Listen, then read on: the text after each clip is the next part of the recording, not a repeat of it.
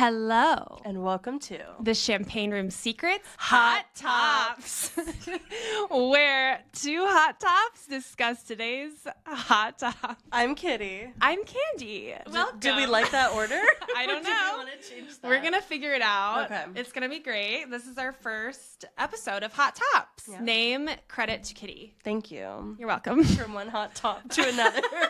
So, like we said in our preview video that came out earlier, we will be discussing the pop culture, current events, and also do some deep dives on all sex work related Entertainment.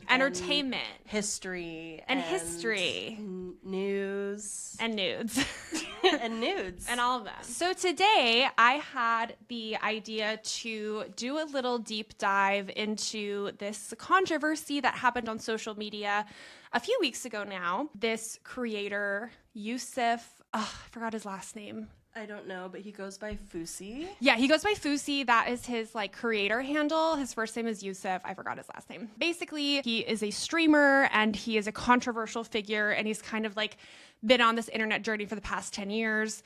And then he started streaming his life 24/7 for I think a month or two. I forgot exactly when he stopped. He did end up getting taken away by the police last week, real time, for having a mental breakdown. So that's kind of where he is now. But a week before that, something happened that set the internet ablaze, if you will. While on live stream. That's the main point, is that everything we're talking about was being live streamed on Twitch. He never said how many people were viewing, but I can only imagine it's in the early thousands. I think thousands. Yeah. Because in the video at some point, they raised $3,000. Yeah, right? yeah. It was pretty quick. Pretty fast. So I imagine it's a large audience. So I would get, I don't know, maybe in the tens of thousands. This is something easy to look up, but this is not about him.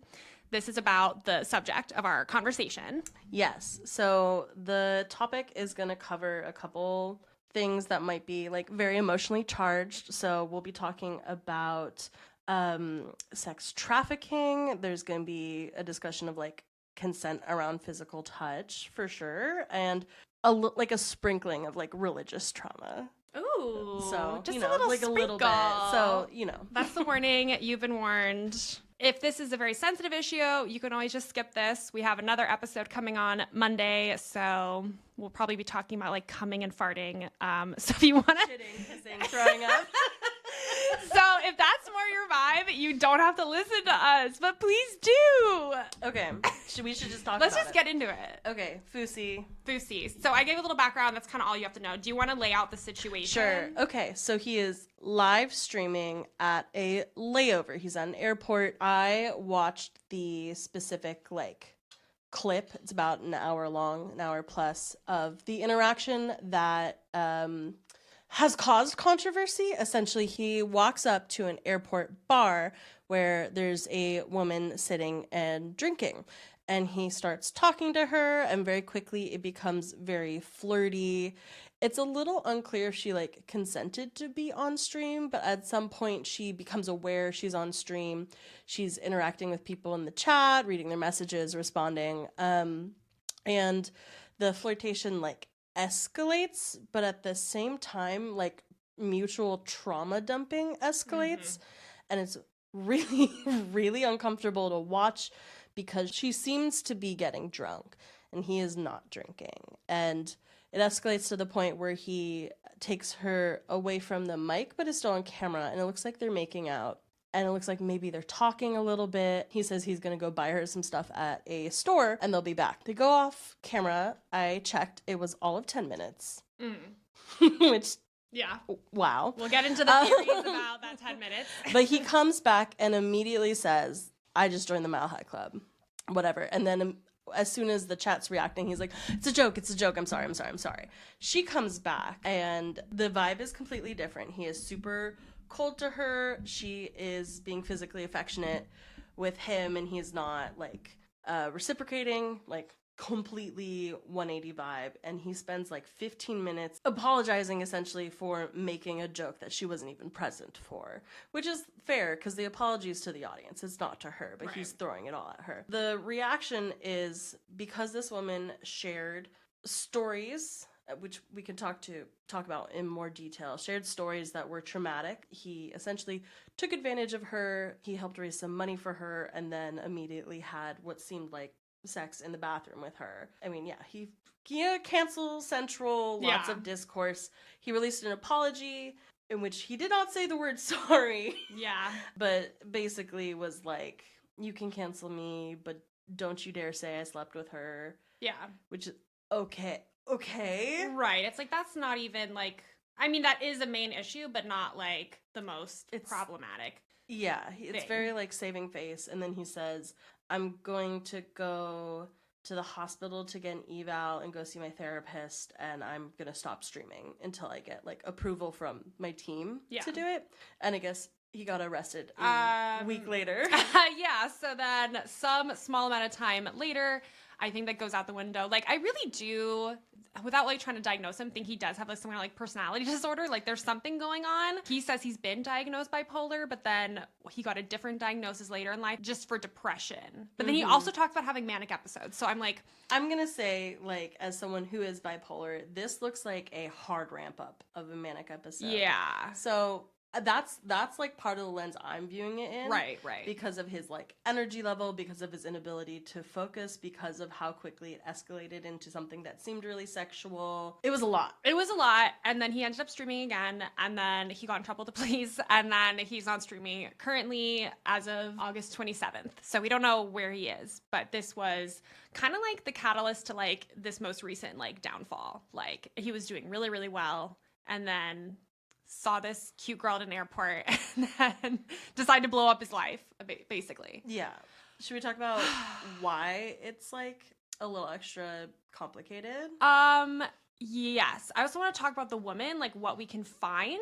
Yeah. Because when I tell you, I have searched the whole internet, because everybody, when they're reporting on the story, they just refer to her as the sex trafficking victim. She doesn't have a name, although in the stream she introduces herself as Sarah, so we will call her that. But it's like, I feel like people reporting on this issue, it's like she's not a person. Mm-hmm. She's just this victim that like she's not the main character in the story, when I feel like she really should be. So I have not been able to find her online, which is kind of good. Like, I'm kind of glad, because some people, when these things happen to them, you're right, they did not, I don't think she consented to being recorded.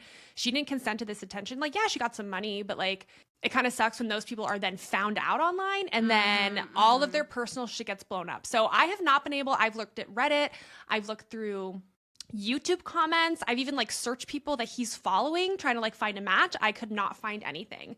But I just want to like give that background. So her name is Sarah. We can go into her story more. We do not know what she said about this incident, or she has not spoken up, or whatever. So far, it hasn't been found. Yeah. Her response, yes, if anything. Yeah. We don't even know if she's aware. Yeah. At one point in his apology, he says that he hopes to reconnect with her. Yeah. Maybe bring her on stream. And he says, I hope we can do something nice for her. But the interesting thing is, he did get her Instagram. Like, he can. That's what I mean. Contact her. He says we connect on Instagram, and I'm like trying to find her on his Instagram, and I'm like, well, what's her Instagram then? And maybe she was on there, and maybe she was getting comments, so maybe she deleted it. Like, while it was maybe he blocked up. her. Oh my God, I don't even know. Yeah. But yeah, so she, as far as we know, has not commented. No. Yeah, as far as we know, today's August 27th. She has not commented. Okay. Interesting. Yeah. Anyway, so the mention of her being called a sex trafficking victim, it's part of the very interesting, intense stories she was sharing. It took her a while to get it out because, frankly, he couldn't pay attention to her for more than 2 minutes at a time. Right. But while she was alone on stream, he was going to the bathroom. She was showing the viewers some of her tattoos. She had a tattoo on her left ring finger, and she's like, and mentioned she had another tattoo like down there, which that's groin area. Interesting. Yeah. Eventually they get to talking about it, and she says, he comes back. She says that the tattoo like above like her mom's basically, or on her mom, who knows? Yeah. Like, she has a tattoo of someone's name. It's not her ex. It's a guy that was essentially putting her into the sex trade. She was being trafficked, essentially against her will. She used the word lot lizard. Am I remembering that correctly? Yes, she so called herself a lot I didn't lizard. know what that was, to be honest. Yeah. For folks who don't know, it's someone who's in the sex trade and generally sticks to rest stops, truck stops, parking lots. It's like a very high risk form of like street-based sex work. It's dangerous, and she says that she's put into this dangerous situation by a man. She said that she's scared of him. I think she did the work for 6 months or so, which is a long time to be in that kind of situation. I mean, like a scary situation. That's Right. a long time to be in a scary situation. Absolutely. So he responds to this talking about his sex addiction. Like they're the same thing. He Oh. fake cries. He fake cries. That was so, yeah. And it, like, because he had so if anyone watches the H3 podcast, like a few weeks prior, I don't think he had spoken about his sex addiction previously, but he used to be addicted to going to massage parlors. Like he was addicted to being a John, I guess. So at some point of this story, he conflates the trauma of being an ex-sex addicted or like massage parlor addicted person to being a sex trafficked person. Yeah. And I think there are pieces of what he said that were very much him coming to the realization in the moment that the people he hired, the people he paid, were probably trafficked. And he was suddenly seeing them as human beings. I was going to say, he sees this. He's like, oh my God, wait. Those were women the whole time? There were people? Whoa. Was them jerking me off bad for them? So, like, not to say like I don't have any experience with that. I've talked to like I think one or two massage parlor workers and they seem to be doing it consensually, but obviously it's not, you can't really make a blanket statement with that kind of work. Like yeah. And the thing is, like, although it's very important to make the distinction between consensual adult sex work and a lot of things that fall under the umbrella of trafficking, the very complicated reality is the lines between these two types of labor, forced labor, consensual labor, is blurry. People's experiences aren't static going from one to another, and enjoyment of that work, safety of that work is extremely variable. But this woman, like, explicitly said that she was in a trafficking situation and that was not her choice. So that's like a big important piece of why people were really upset about him. I mean, essentially using her for content, but also then what people are assuming allegedly like fucking her in the airport bathroom. yeah. Whether he did or not, Do you think he did? I think he did. You think he did? I don't think he did. Really? What do you think happened? I think they just went off. I think they said what they were gonna. What did he say? He's like, we're gonna go shopping or do whatever. I don't think it was enough time. Okay, you think he lasts super long? Okay. Well, first of all, so this also came up on the H3 podcast. This is like extra lore, which sounds like so shitty to say, but he famously lasts like less than a minute. That's what it was, 10 minutes. So okay, you only need like a minute. I guess because like when he apologized for the joke, it was her reaction to me. Didn't seem like, and I could be totally off base. It didn't seem like she was acting like they had sex, if that makes sense. I feel like maybe it wasn't like full penetrative sex. Yeah. Although it took her another 5 minutes to come back after him. That could be cleanup. That's true. That could be cleanup. But if he doesn't last long and it's just in the bathroom, it could just be like a quick handy or something. I also like it almost just seems like a bad joke he would make as a person. Because he was like a YouTube prankster and he would do fake pranks. So to me, it felt very disingenuous. Like, I could see them going off screen. He's like, oh, let me just like get you some stuff for your flight or whatever. And then she goes to the bathroom. She's like, oh, come back. I'm going to go to the bathroom because she's been drinking a lot. So she's like, she has to like release all that pee. We know they've been talking a while. We know she's full of pee. He bought her a second drink. Yeah, that's true. And then she goes to the bathroom. He comes back after he pays for her and makes a bad joke. And then she comes back because she just seemed like very like, she didn't seem like she was just fucked, but I don't know. Like, she seemed really like affectionate though. That's true. And she wasn't like denying anything he said. He's like trying to apologize for making the joke, and she's just like giving him heart eyes and giggling. And I'm like, girl.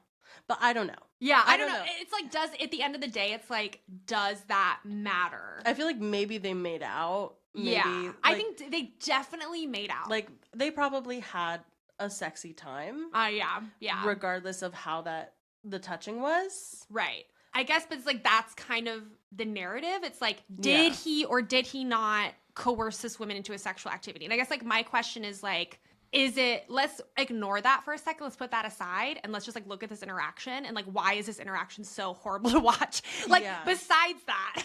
Yeah. I do think it's important though that it's like, they're only talking about the nature of it being, did they fuck or not, assuming that sex is coercive. That was another thing too, because what if she just wanted to fuck this guy? That's okay, but like, that's what I was thinking too, because I'm like, okay, so Jade and I have talked about this in the past. We've worked with strippers who honestly probably have had or do have a pimp. They work really crazy. They're on a lot of drugs, and they kind of like tell us these stories.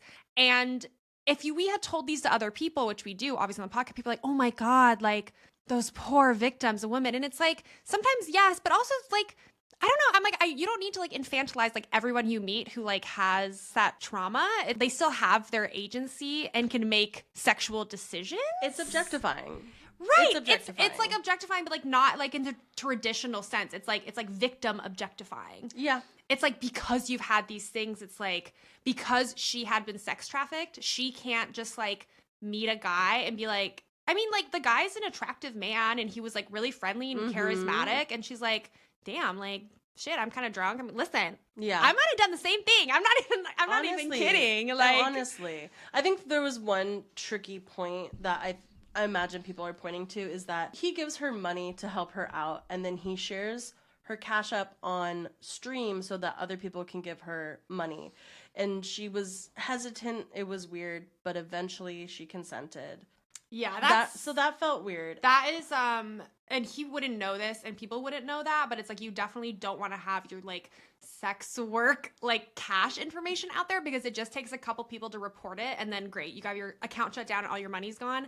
So especially if she is still in contact with her pimp, who might have access to that, we don't even know if she ever got that money. To be honest, like, I thought he did, but I'm misremembering. I like gave her cash.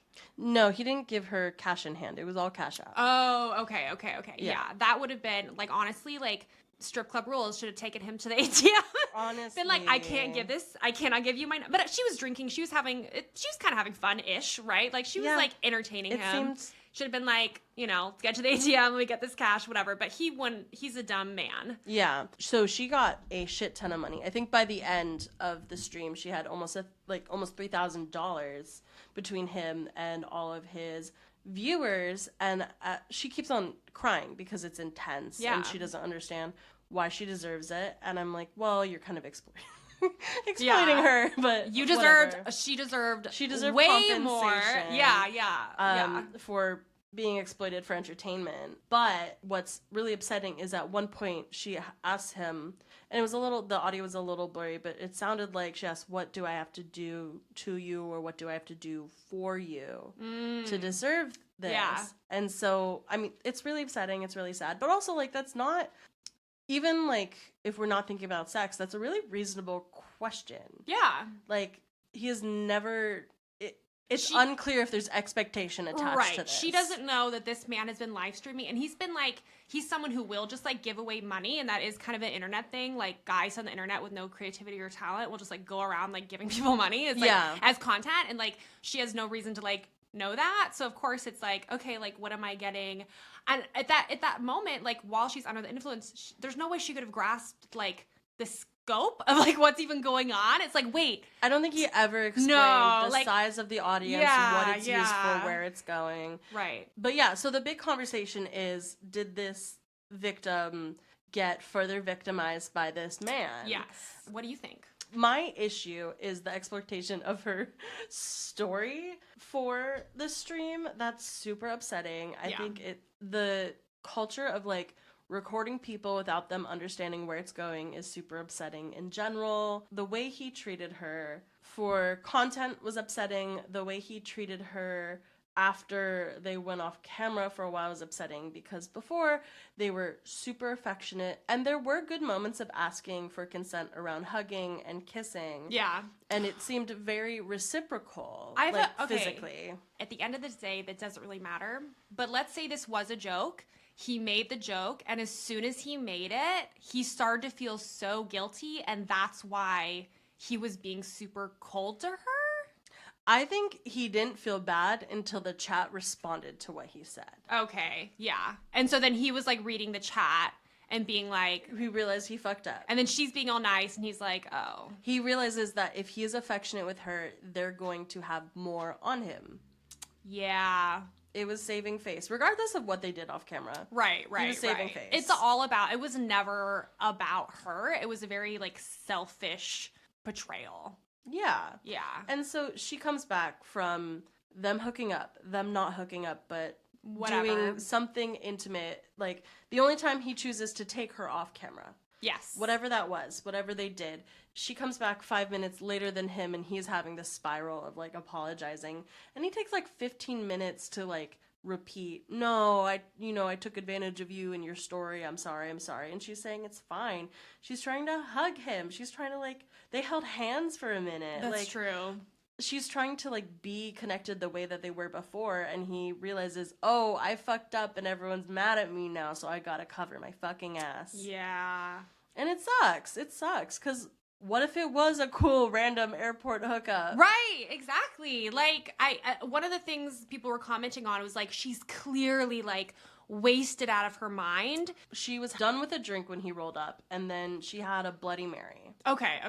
I guess I didn't find, I don't know, maybe this says more about me and being around drunk people, but I was like, I didn't find her to be, like, overly drunk. Like, I didn't find her to be, like, slurring. Like, I looked at her as, like, a grown woman who could, like, make her own decisions, and like it sucks to be put in a situation where you feel like you have to do something to like get money or whatever, but like it seemed like she was having like an okay time.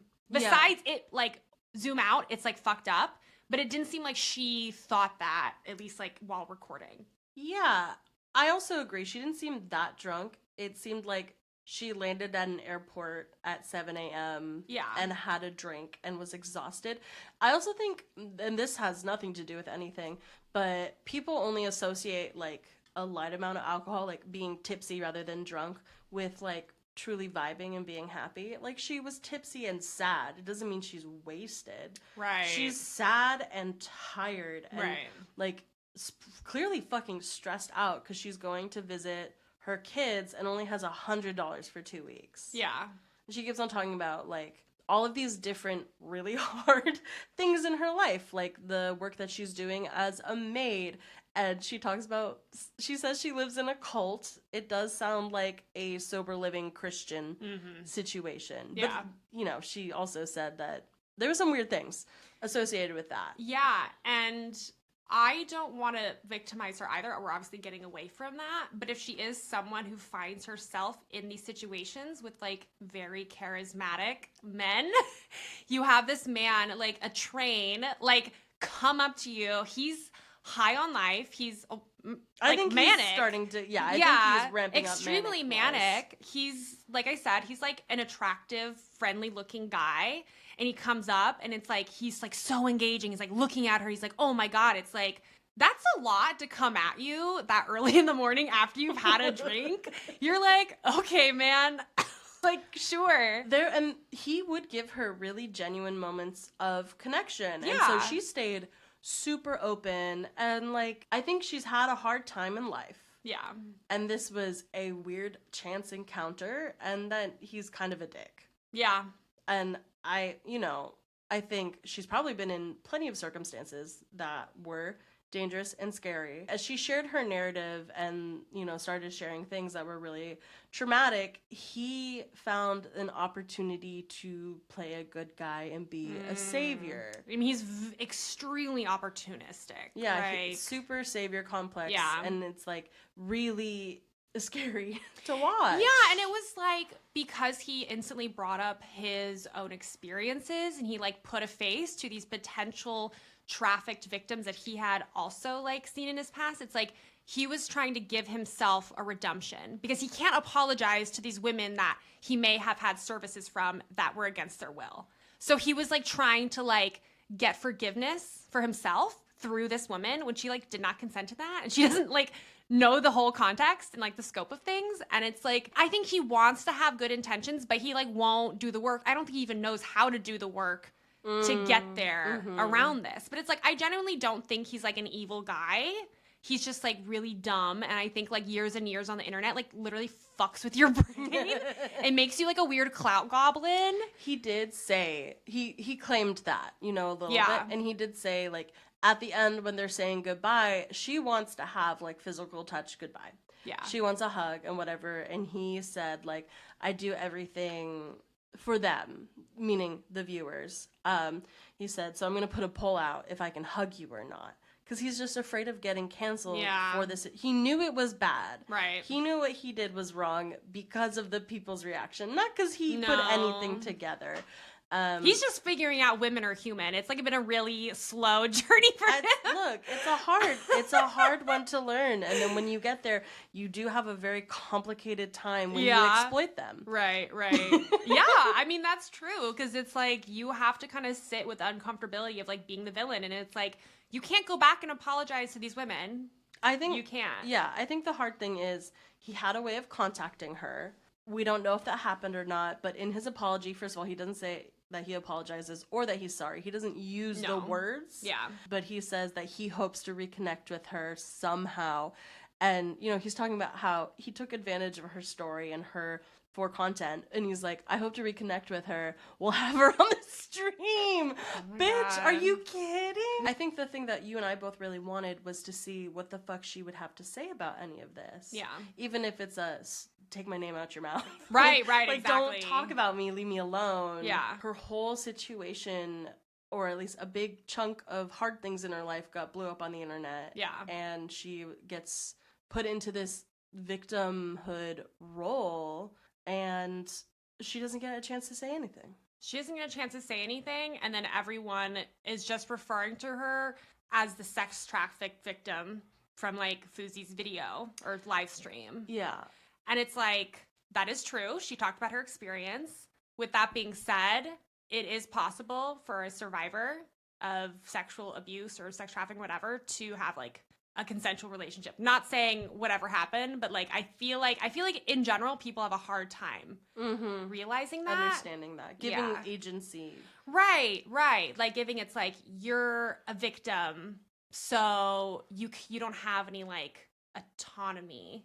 Yeah. I mean, that's like really extreme. It's like I don't want to put like thoughts into people's heads. No, but the thing is, like, the way that trafficking is talked about, first of all, it centers sex trafficking. It centers sex trafficking of white women. That's true. And this was a very pretty white woman, relatively young white woman. And so she was the perfect model to be a victim. I didn't even think about that. It's like, yeah, if she was a brown woman, it's like, would it have been as big of a story? Yeah. I don't think so. Like, I think she totally is like the picture perfect victim for people to like throw all their tears at. And she's a mom. She's a recovering addict. It's like exactly the narrative that gets, is easily sensationalized, is easily gobbled up. I mean, we're talking about it. That's true. We're gobbling. But the one thing that, like, really upsets me, like, yeah, it was bad. It was uncomfortable. I don't know. I don't think any of the conversation about it has been particularly productive. But the big thing is, like, there are real consequences of what happened that he may not be aware of. Because she talks about in the stream that the person who was trafficking her has recently reached out to her again. And almost immediately after that, she says she's scared of him. But the thing is, she's on this stream with her fucking face, her CashApp, her life details. She talks about different places she's lived, where she was going. Like, it was live streamed, so you know the date. She even said what time her flight was going. Like, a lot of really easy information you could take to identify her was displayed. And what if that gets back to the person who trafficked her? Like, what if she admitted all of this to thousands of people? Like, that's a real danger. Or what if it gets back to her family or her sober living situation? Like, she's like, she could easily be doxxed, and for people who aren't in dangerous situations, that's already bad and scary. Right, exactly. Because like I said, like, I wasn't able to find anything. I hope that's because she chose not to say anything and not because now she has been found and she's like in a really bad situation. There's no way, like I said, there's no way he would have known that that's the result of like talking to someone. And like, another thing about her being quote unquote the perfect victim, I mean, she talks about the sex trade being out of it and like not currently being a sex worker, which I feel like helps people be more like compassionate, you know? But it's like, how do we know she's even like out of the work? And then now she's in danger. And he just like, there was no thought or care about that, like whatsoever. What if it gets back to her job? Yeah. She could easily be fired. It was so ignorant. It was so like exploitive, and it doesn't really matter if they hooked up or not. Exactly. That was just the most frustrating part to me. Like, that's what everyone was so upset about. And it's like, what about like literally everything else? Like, I don't know. Like, and like I said, like, people just aren't very like primed to talk about like the sex work industry or trafficking industry or whatever. And like I said, I'm not an expert. You studied that in school. We both have done sex work. And so it's like, I feel like we have a little bit more like authority to talk about it. And like, of course, you know what? It could have been the worst ever, and she could be having a really hard time. Who knows? That's her story to tell, and she didn't get the chance. No. So now I'm just upset again. I don't know. I got really mad. No. So yeah, I feel like we gave enough info. I wouldn't suggest watching the stream or getting any like. You don't need to give any more views. If you're interested, do your deep dive, have fun. But at the end of the day, it's a man with a platform exploiting a woman. Yep. And then people talking about it and completely objectifying her. Yeah. And like, maybe not completely, but like mostly kind of missing the point. Yeah. Yeah. Well, I think that was our first episode. We started out with a bang. Jade and I always say, keep it light, keep it fun. We're like, no, we are getting into it. No. We are angry. Yeah, sex work can be great. It can be light and fun in a normal job, and it can also be really horrible too. Both can exist at the same time. Isn't there like a saying? It's like, they're not mutually exclusive. Yeah. There we go. Follow the podcast. Maybe we do like a 1-for-1, like a one heavy hitter and a one that's actually fluffy fun. That's good. So yeah, next week we'll have something maybe a little bit later, but who knows with Kitty and I getting into it, what's gonna come up. Thank you so much for listening. Make sure to check out our other podcast, Champagne Room Secrets Original. I don't know what we're calling that one. It's all the same podcast. It's all the same podcast, but like our different like shows. Yeah. All the shows within the Champagne Room Secrets multiverse is what I like to call it.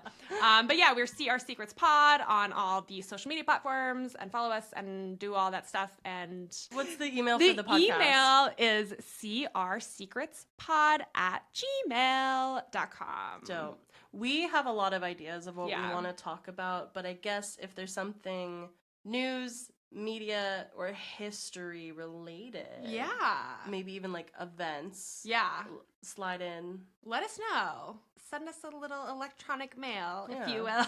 Yeah. All right, thanks guys.